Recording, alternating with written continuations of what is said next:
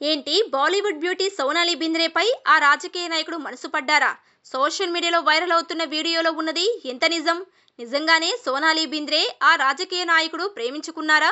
ఇంతకీ సోనాలి బింద్రేను అంతలా ప్రేమించిన ఆ రాజకీయ నాయకుడు ఎవరో ఇప్పుడు చూద్దాం. సోనాలి బింద్రే పేరు చెప్పగానే అందరికీ మురారి సినిమానే గుర్తుకొస్తుంది. ఈ సినిమాలో తన అద్భుతమైన నటనతో సోనాలి బింద్రే తెలుగు వాళ్ళకి దగ్గరయ్యింది. ఆ తర్వాత తెలుగు సినిమాలలో నటించి స్టార్ హీరోయిన్ హోదా సంపాదించింది. అయితే అలాంటి ఈ ముద్దుగుమ్మ ఈ మధ్యనే క్యాన్సర్ నుండి పూర్తిగా బయటపడింది. క్యాన్సర్ ని జయించిన ఈ ముద్దుగుమ్మ మళ్ళీ సినిమాలలో రీ ఎంట్రీ ఇవ్వాలని చూస్తుంది.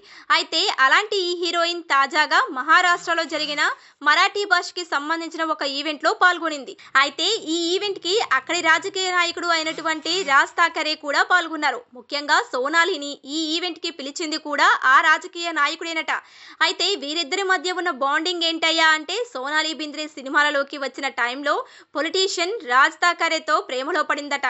వీరిద్దరూ ప్రేమించుకొని పెళ్లి చేసుకోవాలనుకున్న సమయంలో రాజ్ థాకరే బాబాయి లాల్ థాకరే హీరోయిన్ ప్రేమలో పడి ఆమెను పెళ్లి చేసుకుంటే నీ రాజకీయ భవిష్యత్పై ఎఫెక్ట్ పడుతుంది, ఇదంతా మర్చిపో అని వార్నింగ్ ఇచ్చారట.